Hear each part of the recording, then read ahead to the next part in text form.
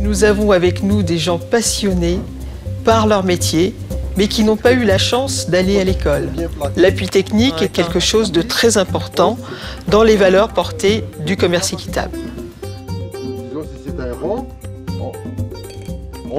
Il n'est pas toujours très facile de faire passer le message auprès de l'artisan. Il y a la barrière culturelle, il y a l'obstacle linguistique, il y a également un décalage dans l'utilisation que nous faisons des objets. Aujourd'hui en France, un objet peut être un cadeau, il peut être simplement une pièce décorative, alors que le même objet en Inde, à Madagascar ou en Afrique peut être un objet utilitaire. L'appui technique dans la façon d'aborder le travail pour un artisan, c'est d'avoir acquis de nouvelles connaissances, d'avoir connaissance aussi d'autres outils, d'autres manières de travailler à travers le monde, de pouvoir se les approprier et pouvoir les utiliser. Il va se traduire aussi plutôt par l'envoi de techniciens sur place.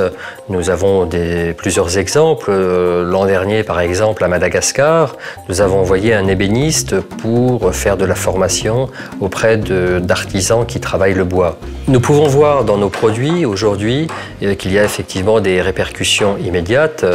Je vais prendre l'exemple d'un échiquier en bois que nous avons fait réaliser une première fois à Madagascar.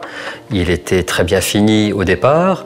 Lorsqu'il est arrivé à destination dans nos entrepôts, le temps de voyage dans le conteneur, les variations de température notamment, ont fait que cet échiquier, au lieu d'être plat, était tout gondolé.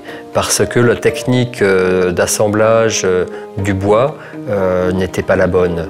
Après la formation reçue par cet ébéniste envoyé à Madagascar, le nouvel arrivage d'échiquier était parfait.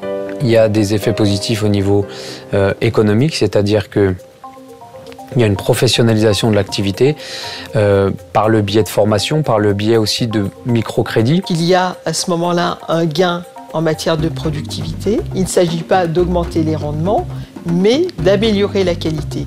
Et qui dit amélioration de la qualité, dit plus de produits vendables, moins de déchets et un bénéfice pour tout le monde.